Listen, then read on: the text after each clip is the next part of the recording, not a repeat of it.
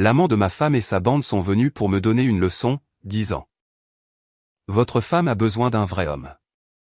Plus tard, quand les ambulanciers sont arrivés, ils ne pouvaient même plus marcher. Avertissement évident, les noms sont faux, les âges sont arrondis.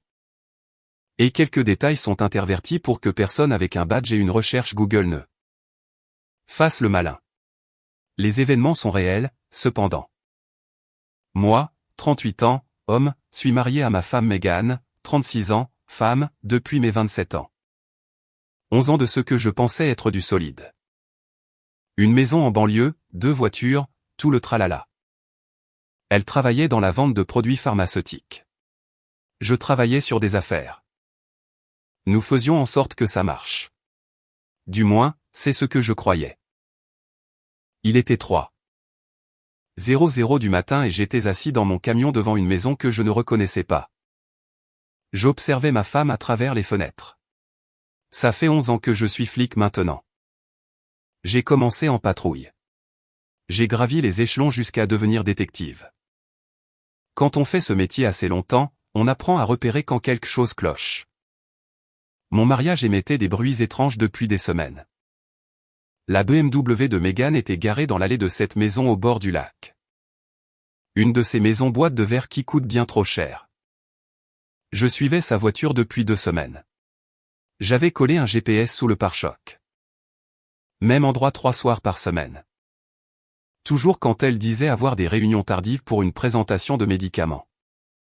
Vers 3h15, les lumières de l'étage se sont éteintes. 10 minutes plus tard, elle est sortie, l'air dépenaillé. Les cheveux en bataille. Le maquillage qui avait coulé. Elle portait une robe rouge que je n'avais jamais vue. Elle ne m'a pas vu. Elle a juste regardé son téléphone. A souri au texto qu'elle a reçu. Est partie, agissant comme si elle n'avait pas de mari à la maison. Je ne l'ai pas suivie. Je savais déjà où elle se dirigeait. Retour à notre maison pour prendre une douche et se glisser dans le lit comme si de rien n'était. Comme si elle ne m'avait pas fait passer pour un idiot depuis je ne sais combien de temps.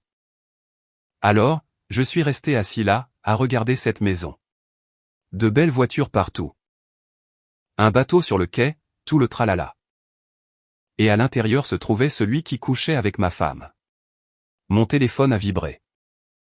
Un texto de Megan. Désolé, chérie.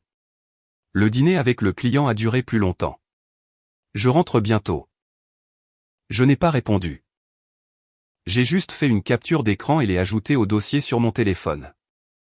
Constituant une chronologie comme je le faisais pour le tribunal. Horodatage, photo, capture d'écran, preuve. Quand je suis rentré à la maison, il était 4h30. La voiture de Megan était dans le garage. Toutes les lumières étaient éteintes. Je suis entré sans bruit. Je me suis dirigé vers la cuisine. J'ai préparé le café. 20 minutes plus tard, elle est descendue dans le peignoir que je lui avais acheté à Noël dernier. Les cheveux mouillés. Cette douche qu'elle prenait toujours en rentrant de je ne sais où. Tu es debout de bonne heure. Je n'arrivais pas à dormir. Elle s'est versé un café. Elle me tournait le dos. Il y avait déjà cette pointe de défense dans sa voix. La conférence a duré plus longtemps. Tu sais comment sont les médecins. Ils parlent affaires. Pendant des heures au dîner. C'est vrai. La conférence. C'était ce soir. Ses épaules se sont tendues. Oui. Pourquoi? Je vérifiais juste. Je pensais que c'était la semaine prochaine. Non, c'est cette semaine. Je te l'avais dit. Mon erreur, alors. Elle s'est retournée et c'est là que je l'ai vue. Une ecchymose violette sur sa clavicule. Elle avait essayé de la couvrir avec du maquillage, mais la douche l'avait enlevée. Qu'est-ce que c'est sur ton cou? Sa main s'est levée automatiquement. Oh, c'est le fer à friser qui m'a eu ce matin. On dirait des marques de dents. Ne commence pas. Stone. Je suis fatigué. Je n'ai pas besoin de tes conneries paranoïaques en ce moment. Paranoïaque? Oui. Paranoïaque. Tu agis bizarrement depuis des semaines. Tu remets tout en question. C'est épuisant. J'ai posé ma tasse de café avec précaution. Je sais que tu me trompes, Megan. Un silence de mort s'est abattu sur la cuisine. Elle a ouvert la bouche. Rien n'est sorti. Ça, c'était nouveau. Megan avait toujours quelque chose à dire. Je suis ta voiture depuis 2 semaines. Tu vas dans une maison sur Clearwater Drive. Le même endroit 3 fois par semaine. Quand tu dis que tu travailles. Tu me suis? C'est de la folie. Ce qui est de la folie, c'est de me mentir depuis des semaines. De rentrer à la maison en sentant l'odeur de quelqu'un d'autre et de penser que je ne le remarquerai pas. Son visage est passé de choqué à furieux en environ 2 secondes. Tu veux la vérité? Très bien. Oui, je vois quelqu'un parce que tu es ennuyeux. Stone. Tu travailles sur des affaires et tu rentres à la maison épuisé. Nous n'allons nulle part. Nous ne faisons rien. J'ai besoin de plus. Plus que ça. Elle a fait un geste de la main vers la cuisine. La maison que je paie. Plus qu'un mari qui travaille 60 heures par semaine pour que tu puisses conduire cette BMW. Acheter des robes à $600? Il ne s'agit pas d'argent. Alors de quoi? D'être avec quelqu'un qui a de l'ambition, qui va vraiment quelque part. Et moi non? Tu es un flic? Stone. Tu le es depuis 11 ans. Tu le seras pour toujours. Tu ne seras jamais rien de plus que ce que tu es maintenant. Et voilà. Ce qu'elle pensait vraiment. Je n'étais pas assez bien. Je ne l'avais jamais été. Qui est-ce? Elle a croisé les bras. Ce regard suffisant que je voyais de plus en plus ces derniers temps. Preston. Un promoteur immobilier. Réussi, ambitieux, tout ce que tu n'es pas. Depuis combien de temps? 6 semaines. Sors d'ici. Elle a cligné des yeux. Elle ne s'attendait pas à ça. Quoi? Tu m'as entendu. Fais un sac et sors de ma maison. Ta maison? C'est notre maison. Je ne vais nulle part. Faux. Le prêt immobilier est à mon nom. Je le paie tous les mois. Tu ne contribues en rien. Prends tes affaires et va chez Preston plus qu'il est si ambitieux. Tu ne peux pas simplement me mettre à la porte. Je me suis levé de la table. 62 220. 11 ans à pourchasser des types qui ne voulaient pas se faire prendre. Je l'ai regardé droit dans les yeux. Regarde-moi faire. Tu as 30 minutes pour faire tes bagages. Tout le reste? Je le jetterai sur le porche. C'est insensé. J'ai des droits.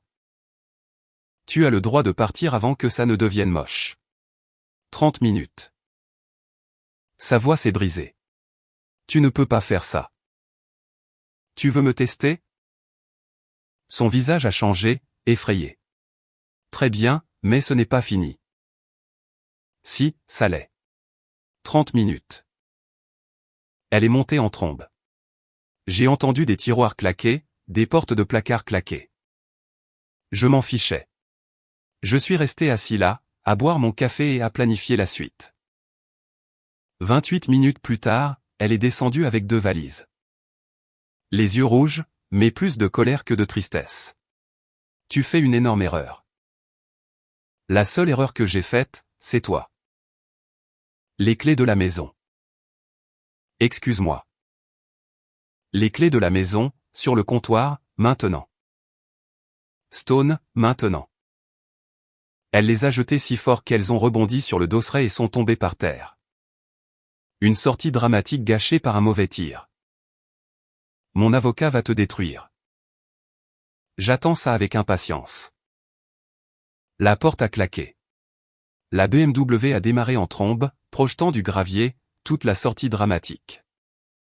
Je suis resté assis avec mon café froid, sachant que ce n'était que le début. Megan pensait qu'elle s'en tirerait sans problème, avec sa fierté et l'argent de quelqu'un d'autre.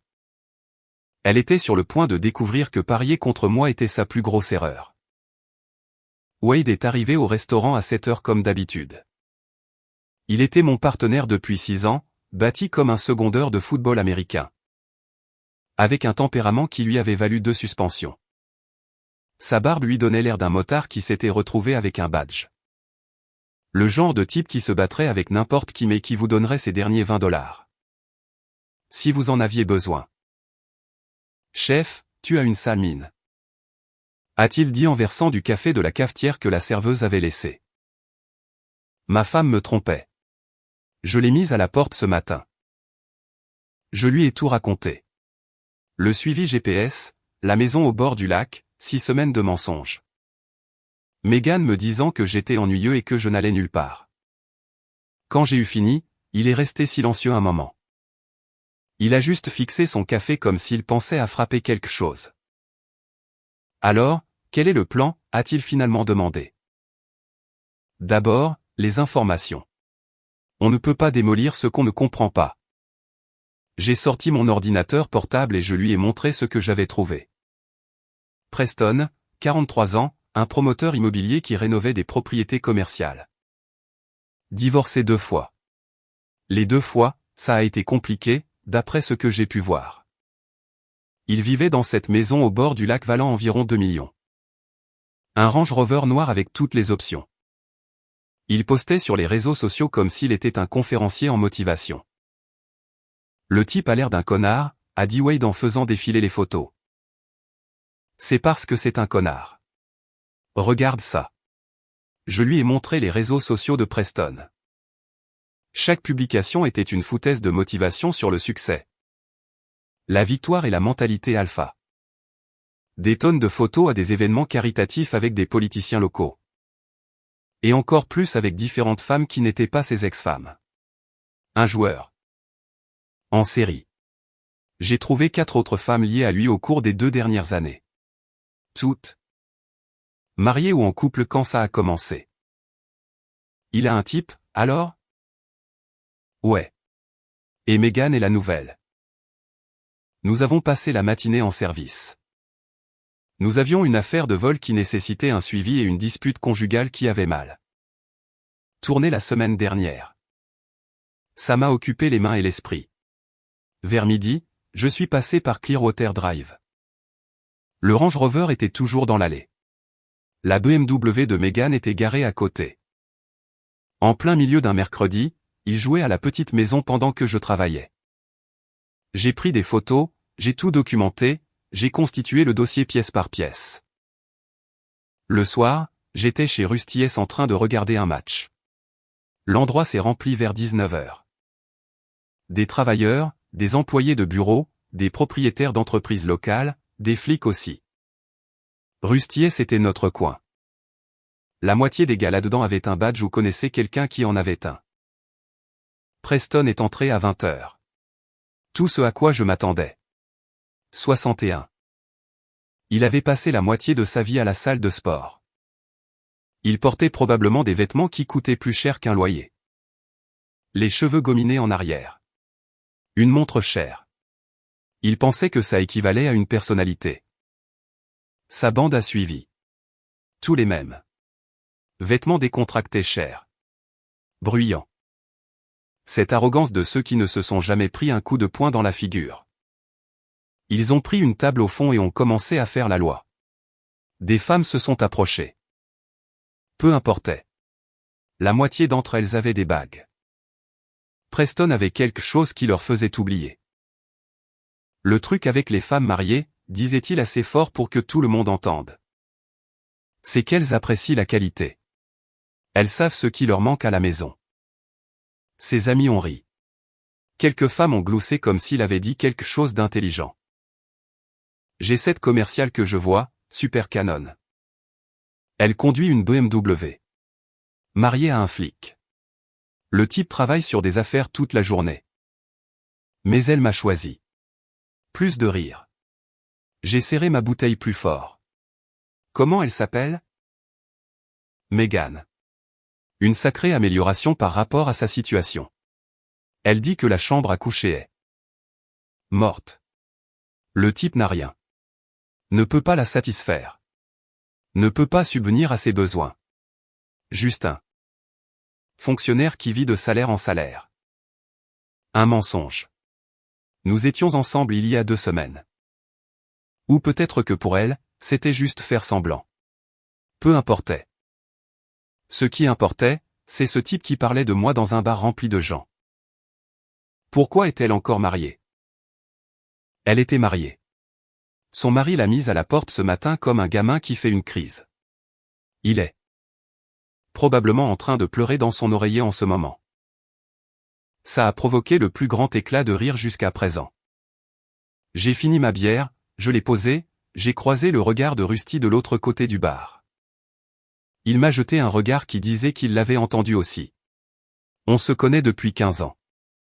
Il tenait cet endroit depuis 30 ans. Un ancien marine, il n'oubliait jamais un ami. Je me suis approché de leur table. Lentement, délibérément. La salle n'est pas devenue silencieuse. Mais les conversations près de nous se sont faites plus douces.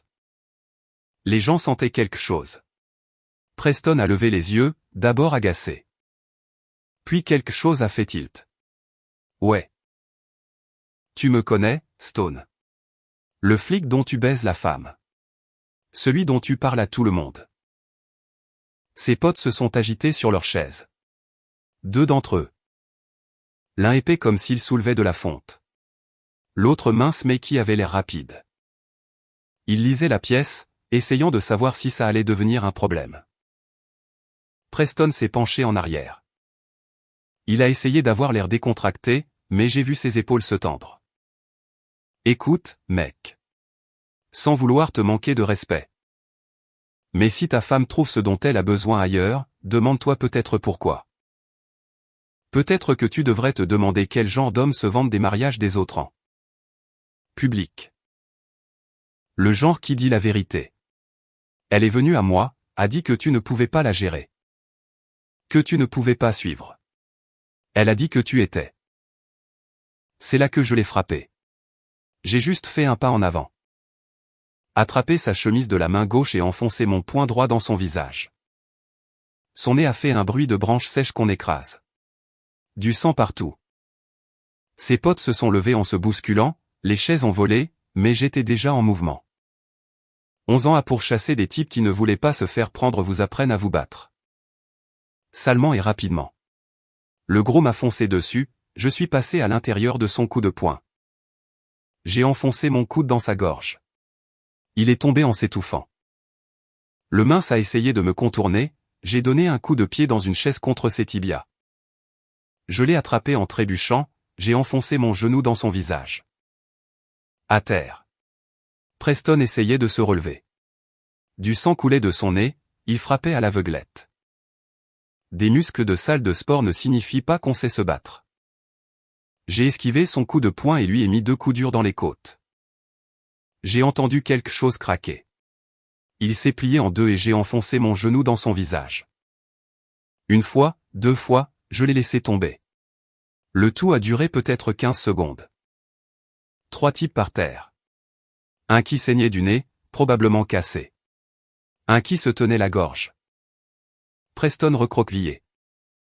Faisant des bruits que j'avais entendus chez des types qui venaient de réaliser qu'ils n'étaient pas aussi durs qu'ils le pensaient. Le bar était silencieux. Puis Rusty est sorti de derrière le bar. Je le connaissais depuis que j'étais une jeune recrue. Il a regardé les dégâts. A regardé la bande de Preston. A pris une décision en environ 2 secondes. Stone, dans mon bureau, maintenant. Je l'ai suivi dans l'arrière-salle. Il a fermé la porte, a affiché les images de sécurité sur son moniteur ancien. 3 angles de caméra couvraient le bar. L'un montrait toute la scène clairement. Moi m'approchant. Moi donnant le premier coup de poing. Rusty m'a regardé. Cette vidéo montre que c'est toi qui as commencé. Je sais. Tu sais que Preston va porter plainte. Un type comme ça n'encaisse pas une raclée tranquillement. Probablement. Rusty est resté silencieux. Puis il s'est penché et a commencé à taper. Je l'ai regardé couper la vidéo. Enregistrer une nouvelle version qui commençait 30 secondes plus tard. Juste au moment où les potes de Preston se relevaient en se bousculant. La partie précédente avait disparu. Les angles de caméra ici sont pourris, a dit Rusty. La moitié du temps, il ne capture pas ce qui déclenche les choses. Tout ce que j'ai vu. C'est Preston et ses potes qui devenaient bruyants. Puis tout a dérapé. Ils sont déjà venus ici pour causer des problèmes. Preston a une réputation. Et les témoins? Quoi? Les témoins? Le bar était bruyant. Le match était en cours. Les gens ont vu la bande de Preston devenir agressive avec un flic. Ils les ont vus se lever en premier. Ils ont vu le chaos. Personne n'a vu exactement qui a frappé quoi. Certains d'entre eux ont vu. Certains d'entre eux ont vu ce qu'ils s'attendaient à voir. Un type riche, bruyant et ivre avec une réputation de fauteur de troubles se fait mettre à terre par un flic hors service après avoir parlé de la femme du flic. L'histoire se raconte d'elle-même. Il avait raison. Preston avait une réputation. J'avais 11 ans de service impeccable. Les gens voient ce qui a du sens. Je te dois une fière chandelle. Tu ne me dois rien. Tu te dois une explication sur pourquoi tu as fait quelque chose d'aussi stupide. Mais ça, c'est entre toi et ce que tu vois dans le miroir. Je suis retourné dehors. La patrouille était déjà arrivée. Quelqu'un avait appelé. La bande de Preston était maintenant assise, tenant de la glace sur diverses parties de leur visage. Preston exigeait des badges, des avocats et des poursuites civiles, faisant du bruit à propos de la brutalité policière et de l'agression. Un des patrouilleurs que je connaissais m'a pris à part. Stone, que s'est-il passé? Il parlait de ma femme. Les choses se sont envenimées.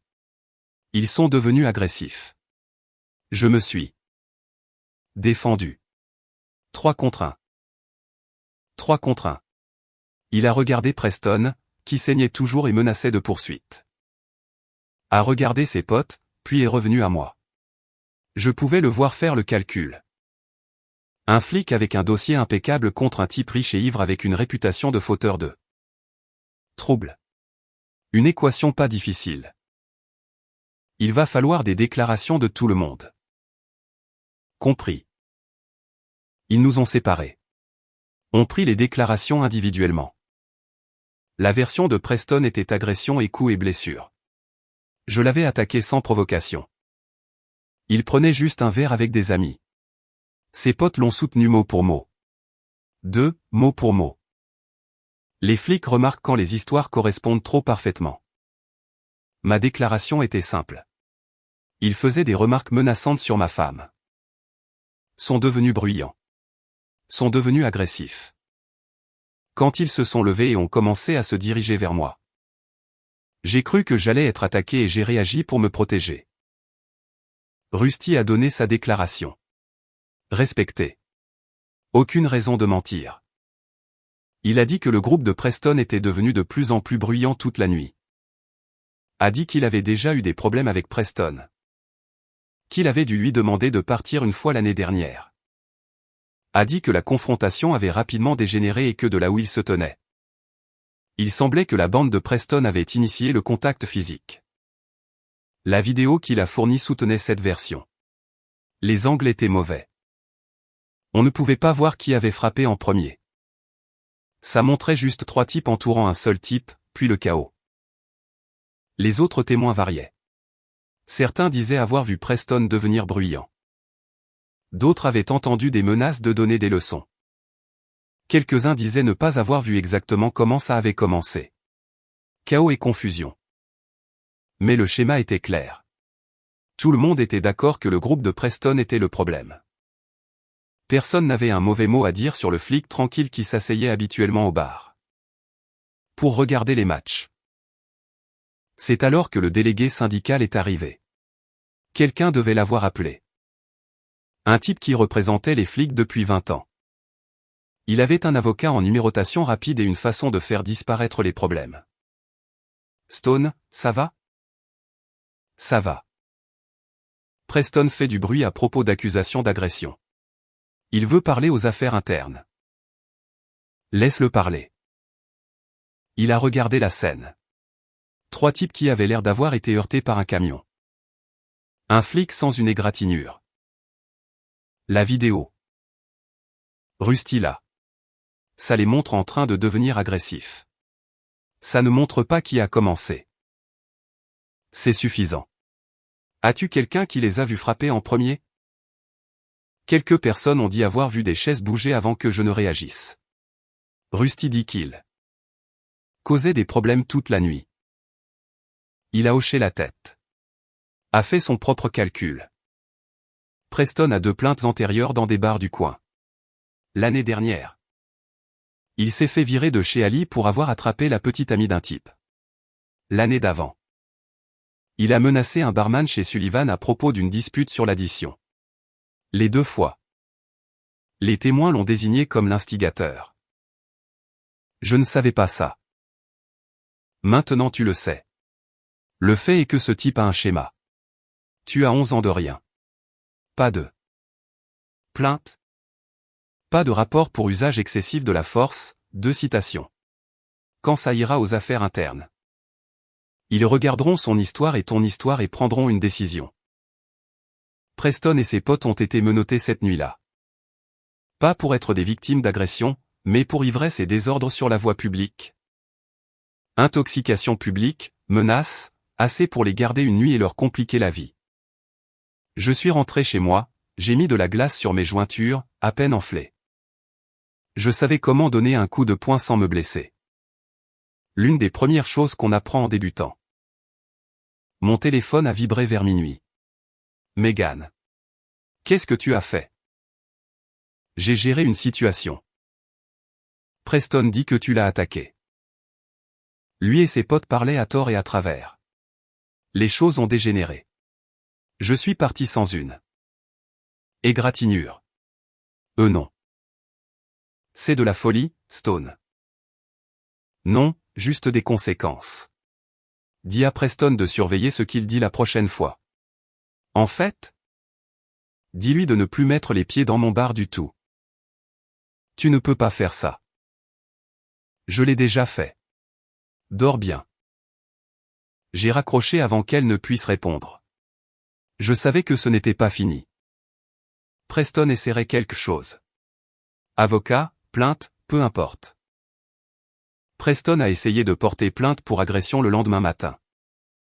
Il est entré au poste avec un avocat, exigeant les affaires internes. Voici le truc avec la crédibilité institutionnelle. 11 ans de service impeccable construisent quelque chose que l'on ne peut pas acheter. Tous mes superviseurs pensaient que j'étais solide. Je n'avais jamais demandé de faveur. J'avais construit une confiance qui comptait quand c'était important. Preston avait aussi des relations. Son avocat a fait du bruit à propos de l'agression. A appelé les nouvelles locales, a déposé des plaintes. Mais Preston ne comprenait pas comment fonctionne la crédibilité. Sa réputation le précédait. Les plaintes des autres bars. Quand les enquêteurs se sont renseignés, ils ont entendu la même chose. Preston causait des problèmes partout où il allait. J'étais un type qui n'avait jamais causé de problème. Le délégué syndical était au poste avant même que Preston n'ait fini sa déclaration. L'avocat du département s'est matérialisé. Mon superviseur avait des opinions bien arrêtées sur la réputation de Preston. L'enquêteur des affaires internes avait déjà eu affaire à des civils qui se croyaient tout permis. Ce n'était pas truqué, juste la gravité institutionnelle. Le système fait confiance aux siens quand ils lui ont donné 11 ans de raison de le faire. Ils ont pris la déclaration de Preston. Puis ils ont regardé les autres déclarations. Variées dans les détails, mais alignées sur les faits essentiels. Le groupe de Preston était bruyant, agressif. La confrontation a dégénéré. La vidéo de Rusty montrait 3 types entourant un seul type. Mauvais angle. On ne pouvait pas voir qui avait frappé en premier, mais on pouvait voir la situation dégénérer. Ça ressemblait à ce que les déclarations décrivaient. L'avocat de Preston a commencé à vouloir passer à autre chose. Plainte retirée. Les affaires internes ont quand même ouvert un dossier. Procédure standard. Ils m'ont interrogé 2 fois. Je suis resté simple. La vidéo et la déclaration soutenaient ma version. Dossier clos après 3 semaines. Aucune mesure prise. Légitime défense soutenue par les témoignages. L'officier en question a un dossier exemplaire. Le plaignant a un historique documenté d'altercations similaires. Je n'ai pas gagné parce que je suis un enfant de cœur. J'ai gagné parce que je savais comment le bâtiment fonctionne. Parce que Rusty me couvrait. Parce que l'histoire de Preston faisait de lui le type parfait à ne pas croire. Pendant ce temps, le mot s'est répandu. Les histoires se sont propagées dans les cercles d'entrepreneurs. Les réseaux de propriétaires d'entreprises, les groupes Facebook locaux. Différentes versions, mais le fond était le même. Un promoteur immobilier avait mal parlé de la femme d'un flic. S'était fait remettre à sa place quand il ne savait pas quand la fermer. Son principal prêteur a commencé à poser des questions, pas spécifiquement sur la bagarre, mais sur le genre de personne avec qui il faisait des affaires. Une vérification diligente qu'ils auraient dû faire des mois plus tôt. Ils ont trouvé des problèmes de permis. Ont trouvé des privilèges qui ont déclenché une clause de révision dans les documents de prêt. Les dominos ont commencé à tomber. Le premier domino a été un sous-traitant qui a déposé un privilège de mécanicien. 63 000 en travaux de béton impayés sur un projet de centre commercial. Dossier public. N'importe qui pouvait le consulter. Je l'ai consulté. Puis j'ai continué à chercher. Les registres du comté montraient des permis obtenus pour des travaux qui n'avaient jamais été inspectés. Le service de l'urbanisme avait des violations en suspens sur 2 propriétés. Un projet avait commencé la construction avant que les approbations ne soient arrivées. Quelqu'un à la mairie se faisait probablement graisser la patte. Mais maintenant, il y avait de l'attention et ce quelqu'un devenait nerveux. Les entrepreneurs ont commencé à parler. Preston avait fait flotter des projets sur des promesses. Utilisant l'argent de nouveaux investisseurs pour payer de vieilles factures. Le jonglage classique qui fonctionne jusqu'à ce qu'il ne fonctionne plus. Son principal partenaire, qui avait soutenu ses rénovations commerciales, a convoqué une réunion d'urgence. Les comptables ont examiné les livres. Ont trouvé des projections de revenus qui ne correspondaient pas à la réalité. Des listes de loyers avec des locataires qui n'existaient pas. Des mathématiques créatives qui ressemblaient beaucoup à de la fraude quand les avocats ont commencé à poser des questions. Le partenaire n'a pas poursuivi, il n'en avait pas besoin. Il a juste déclenché la clause de rachat dans leur accord de partenariat et est parti avec la seule propriété rentable, parfaitement légale. Preston avait signé le contrat lui-même. Au bout de 3 mois, le journal local a publié un article. Un promoteur confronté à de multiples privilèges, violations de permis. Il listait tout, les privilèges, les ordres d'arrêt de travail, le financement gelé. Citait des sources anonymes sur les préoccupations des investisseurs. Ses amis des événements caritatifs ont cessé de répondre à ses appels. Les politiciens qui posaient pour des photos ne se souvenaient soudainement plus de son nom. Les donateurs qui signaient des chèques ont commencé à demander des comptes. Au bout de 4 mois, il n'avait plus rien. Projet gelé. Crédit détruit. Le Range Rover a été saisi. La maison au bord du lac a été mise sur le marché en vente à découvert. Pas encore en faillite, mais les calculs ne fonctionnaient plus. Je ne l'ai pas ruiné. J'ai transmis quelques dossiers publics à un entrepreneur à qui on devait de l'argent. Il a déposé le privilège. Tout le reste était déjà cassé. J'ai juste fait en sorte que les gens le remarquent. La situation de Megan s'est réglée par le biais de la conformité. Quelqu'un a informé la hotline éthique de son entreprise. Un rapport anonyme sur une représentante commerciale enregistrant de fausses visites. Sur des notes de frais qui ne correspondaient pas. Sur du temps non comptabilisé. Les sociétés pharmaceutiques sont paranoïaques à ce sujet. La FDA surveille. Les avocats rôdent. Une seule violation de la conformité peut coûter des millions d'amendes. L'audit interne a examiné ces dossiers. Les journaux d'appel ne correspondaient pas à ses rapports d'itinéraire. Elle disait avoir visité le bureau d'un client à des dates où elle était à la maison au bord du lac de Preston. Le GPS de sa voiture de société racontait une histoire différente de son kilométrage soumis. Des reçus de frais pour des dîners de clients dans des restaurants qui n'avaient aucune trace de ces visites. Ce n'était plus seulement une liaison. Falsification de documents. Fraude aux notes de frais. Tromperie systématique documentée dans les systèmes de l'entreprise. Les ressources humaines ne lui ont pas proposé de démissionner. Le service juridique ne l'aurait pas permis. Licencié pour faute grave. Pas d'indemnité de départ. Pas de référence. Un signalement de conformité sur son dossier. Elle a essayé de se battre. Son avocat lui a dit que la documentation était en béton. L'entreprise avait ses propres soumissions contredisant les données GPS qu'elle ne savait pas qu'il suivait. Chaque mensonge qu'elle a dit pour couvrir l'affaire est devenu une preuve. 3 mois plus tard, elle cherchait toujours un emploi. Obtenait des entretiens, arrivait au dernier tour. Puis les choses se refroidissaient après les vérifications d'antécédents. Les licenciements pour faute grave pour fraude ne s'expliquent pas facilement. Les services des ressources humaines appellent les employeurs précédents, les références se taisent. Pendant tout ce temps, je travaillais avec mon avocat. Un type que je connaissais du palais de justice. Il gérait les divorces comme on démonte des moteurs, méthodique, brutal quand c'était nécessaire. Mon avocat a également déposé une plainte civile contre Preston.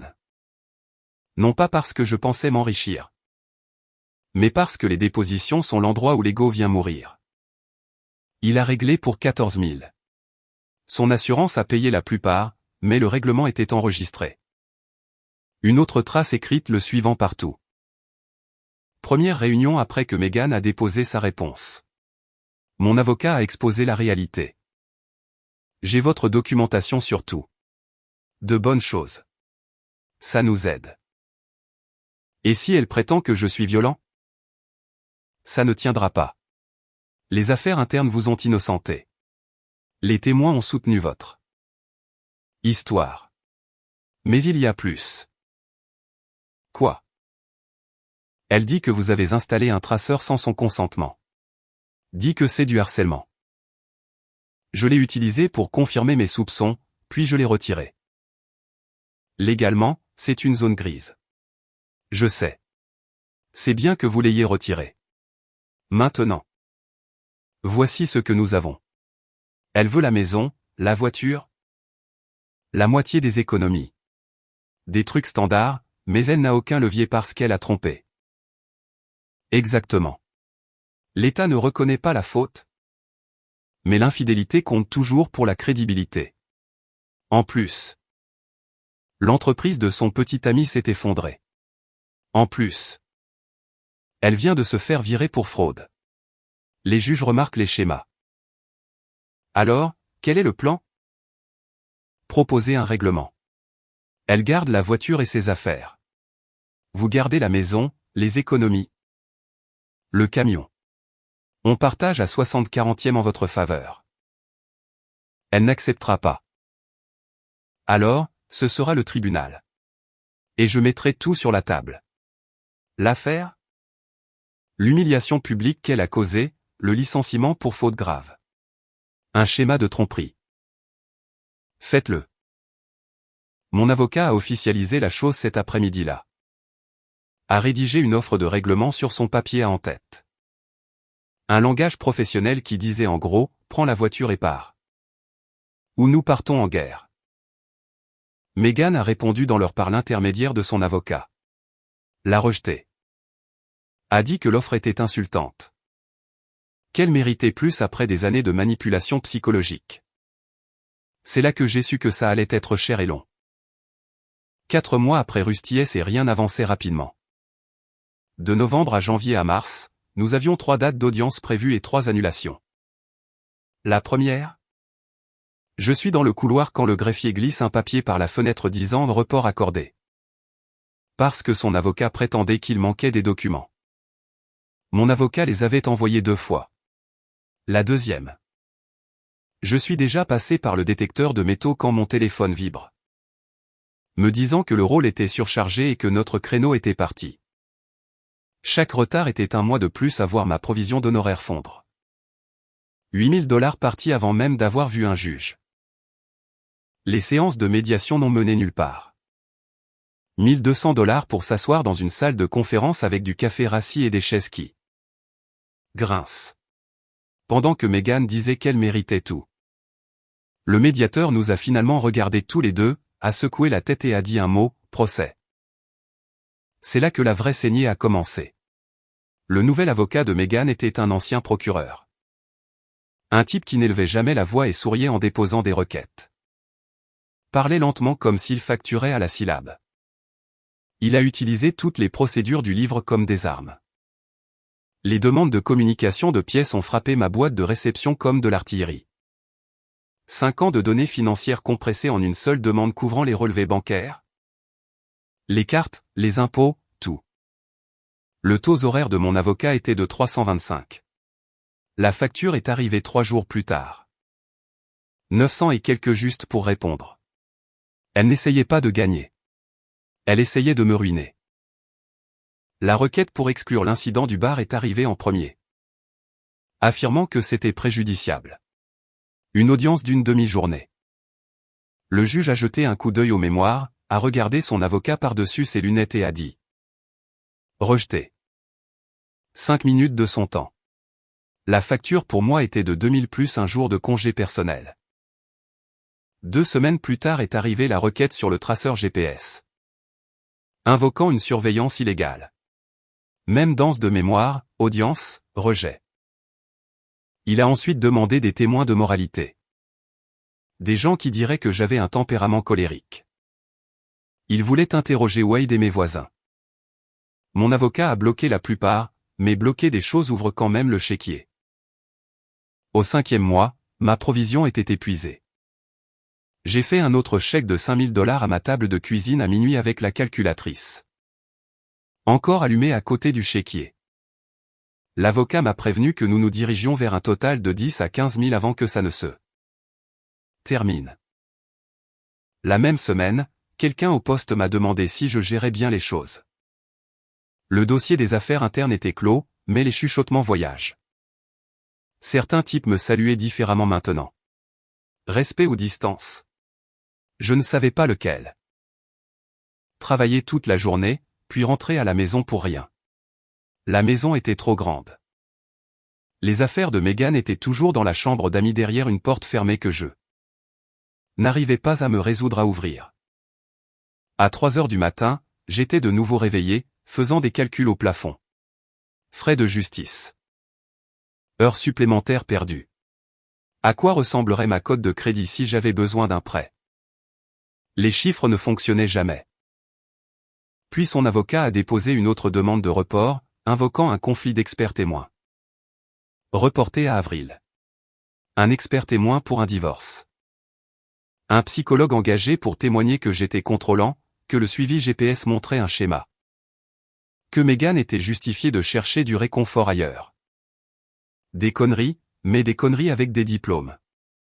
Nous avons engagé notre propre expert. 3 000 pour l'évaluation, 2 000 pour la préparation, 6 heures d'entretien. Le rapport disait que je ne montrais aucun schéma de violence et que mes réactions à l'infidélité étaient normales.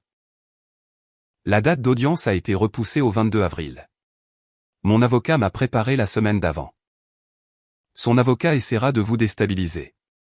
Ne mordez pas à l'hameçon. Je ne le ferai pas. L'attitude compte autant que les faits. Restez calme.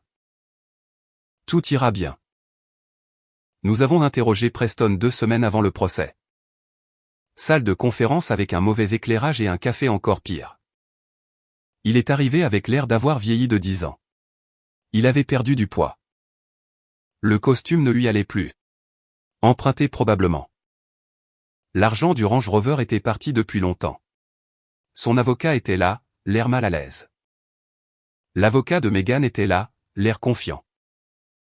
Mon avocat a commencé par l'affaire. Preston l'a admise. Puis est venu Rusty S. Décrivez ce qui s'est passé cette nuit-là. Preston s'est redressé. Je prenais un verre avec des amis. Stone s'est approché de nous. Puis il m'a attaqué sans provocation. M'a donné un coup de poing par surprise alors que j'étais assis. L'avocat de Meghan hochait la tête. C'était leur jeu. Me peindre comme un agresseur violent. Mon avocat est passé à un autre document. Monsieur Preston, vous a-t-on déjà demandé de quitter un bar en raison de votre comportement? Hésitation. Je ne me souviens pas. Le pub Ali. Il y a 14 mois. Le gérant vous a demandé de partir après que vous ayez attrapé une femme sans son consentement. Son petit ami s'est plaint. Vous l'avez menacé. L'avocat de Preston a objecté. Mon avocat a produit le rapport d'incident. Daté, signé. Le visage de Preston a changé. La taverne Sullivan. Il y a 26 mois. Un barman a déposé une plainte après que vous l'ayez menacé à propos d'une addition contestée. Autre objection. Autre document. Un autre morceau de la crédibilité de Preston s'effritant. 2 incidents documentés de comportement agressif dans des bars. Un schéma d'escalade. Et vous voulez que ce tribunal croie que chez Rusty S. Vous preniez tranquillement un verre quand un flic vous a attaqué sans raison. Longue pause. La crédibilité de Preston était du papier de soie et tout le monde le savait. Peut-être que les choses se sont envenimées, a finalement dit Preston. Peut-être que quelques mots ont été échangés. Vous l'avez provoqué délibérément, publiquement. Et maintenant vous êtes surpris qu'il y ait eu des conséquences. L'avocat de Preston a demandé une pause. La déposition s'est terminée avec sa crédibilité en miettes. Le 22 avril, 8 mois après le dépôt, détecteur de métaux, Café Rassi. Meghan a amené sa sœur, quelques amis, une foule plus petite que prévu. Moi, Wade, mon avocat. Je n'avais pas besoin d'une foule, j'avais besoin de faits. Le juge a pris son siège à 9h50. Des yeux perçants. Mon avocat a ouvert. Chronologie, liaison. Confrontation. Incident du bar. Licenciement. Schéma de tromperie. Ils ont essayé de contrer. Mari contrôlant. Tactique de surveillance. Violence. M'ont fait passer pour un prédateur. Meghan a témoigné. Sa version. Suivi, surveillance. Forcé de quitter sa maison. A pleuré en décrivant notre confrontation dans la cuisine. Son avocat a montré des photos. Le visage de Preston rendait les choses pires qu'elles ne l'étaient. Mon avocat l'a contre-interrogé. Chronologie de l'affaire. Licenciement. Elle a prétendu qu'il s'agissait de représailles. Mon avocat a produit la documentation de l'entreprise. Journaux d'appel falsifiés. Frais frauduleux. Contradiction GPS. A produit mes captures d'écran. Son texto disant « Dîner de client a duré plus longtemps alors qu'elle était à Clearwater Drive ». Les mêmes mensonges qu'elle avait racontés à son employeur. Un schéma. Puis mon avocat a appelé Rusty. 30 ans à tenir ce bar. Ancien marine. Pas de casier judiciaire. Aucune raison de mentir. Monsieur Rustin, vous étiez présent la nuit de l'altercation? Oui, monsieur. Décrivez ce que vous avez observé. Rusty a regardé le juge. Preston et son groupe sont arrivés vers 20h. Sont devenus bruyants. J'ai déjà eu des problèmes avec Preston. L'année dernière. J'ai dû lui demander de partir. Il a une grande gueule. Et cette nuit-là. Il parlait de la femme du détective Stone. Tout le bar pouvait l'entendre. Des trucs crus. Quand Stone est allé le confronter. Preston a continué. Ses potes se sont levés, les chaises ont bougé. De là où je me tenais. On aurait dit qu'ils allaient lui sauter dessus.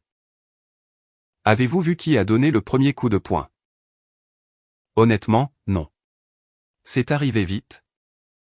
Mais j'ai vu 3 types entourer un seul type et j'ai vu ce type se défendre. Votre vidéo de sécurité a été versée au dossier. Pouvez-vous décrire ce qu'elle montre? Elle montre le groupe de Preston devenant agressif. Elle les montre se levant. L'angle n'est pas génial pour le contact réel. Le système de caméra est vieux. L'avocat de Meghan l'a contre-interrogé. A essayé d'établir un parti pris. Rusty n'a pas bronché. Je tiens ce bar depuis 30 ans. J'ai eu des flics, j'ai eu des civils. J'ai eu des problèmes avec les deux. Je dis les choses comme je les vois. Ce que j'ai vu. C'est un grande gueule qui a finalement rencontré quelqu'un qui n'a pas supporté ses conneries. Le juge a pris des notes, a posé des questions, n'a rien laissé paraître. Plaidoirie finale. Puis nous avons attendu. 2 semaines plus tard, la décision par courrier. Divorce accordé. Différence irréconciliable. Adultère noté. La décision du juge portait sur la crédibilité et les schémas. Témoignage incohérent de la plaignante. Le récit du défendeur corroboré par des témoins. Indépendant. Schéma documenté de malhonnêteté de la plaignante affectant la crédibilité globale. Le petit ami de la plaignante a démontré un historique documenté de comportements agressifs dans des établissements similaires, sapant les allégations d'attaques non provoquées. Actifs, maison, camion, économie pour moi. BMW pour elle. Partage à 60/40e. Le juge a cité son schéma de malhonnêteté documenté affectant la crédibilité. Les accusations d'agression ont été rejetées. Plus de 20 000 en frais de justice. 8 mois de stress, terminé. 3 jours après la décision, Meghan s'est présentée. J'étais dans le garage quand sa BMW est arrivée. Elle est sortie lentement. Pas de maquillage. Les cheveux tirés en arrière. On aurait dit qu'elle n'avait pas dormi depuis des jours. On peut parler? L'avocat a dit pas de contact. S'il te plaît. 5 minutes. Je me suis appuyé contre l'établi. Je ne l'ai pas invité à entrer. J'ai fait des erreurs, a-t-elle dit. Je le sais maintenant. Preston est parti. J'ai perdu mon travail. Ma sœur ne me parle plus. Mes parents posent des questions auxquelles je ne peux pas répondre. Ça a l'air dur. Stone. Je te demande de reconsidérer le règlement, la maison. Il ne me reste rien. Tu as la BMW. Je ne peux pas vivre dans une voiture. Sa voix s'est brisée. Je loge dans des motels. J'utilise des cartes de crédit. Je ne peux pas rembourser. J'ai postulé à 30 emplois le mois dernier. 30. Personne ne me rappelle. Tu aurais dû y penser avant de passer 6 mois à essayer de me saigner à blanc. J'étais en colère. Mon avocat a dit que nous pouvions gagner. A dit que tu plierais si nous poussions assez fort. Elle s'est approchée. Je l'ai cru. C'était stupide. Je le sais maintenant. Oui, ça l'était. Nous avons eu 11 ans. Des larmes coulaient maintenant. Ça ne veut rien dire? Je ne demande pas tout. Juste assez pour recommencer. Quelques mois de loyer, quelque chose. Tu t'es coordonné avec ton petit ami pour me faire passer pour un agresseur. Tu as essayé toutes les requêtes possibles pour vider mes économies. Tu as déposé requête sur requête en essayant de me ruiner. Je sais. Tu m'as traité d'ennuyeux. Tu as dit que je ne serais jamais rien de plus qu'un flic. Tu l'as dit. Comme si protéger les gens pour gagner sa vie était quelque chose dont il fallait avoir honte. Je ne le pensais pas. Si. Tu le pensais. Tu pensais chaque mot. Et puis tu as jeté 11 ans pour un promoteur immobilier avec une belle voiture qui te disait ce que tu voulais entendre. Elle pleurait abondamment maintenant. De vraies larmes, des tremblements. Je t'en supplie. S'il te plaît. Je signerai n'importe quoi. Je rendrai la voiture. Ce que tu veux. Ne me laisse pas sans rien. Une partie de moi se souvenait de qui elle était. La femme qui riait de mes mauvaises blagues, m'embrassait pour me dire au revoir tous les matins. Cette femme était partie. Elle s'était tuée elle-même. Va trouver ta vie ailleurs, Megan. C'est fini. Elle est restée là un long moment, attendant que je craque. Je ne l'ai pas fait. Finalement, elle est retournée à la voiture. S'est assise à l'intérieur pendant 10 minutes avant de partir. J'ai regardé ses feux arrière disparaître. Ça ne m'a pas fait du bien. Ça ne m'a pas fait de mal non plus. Je sentais juste que c'était terminé. Preston vend des meubles sur Facebook Marketplace maintenant.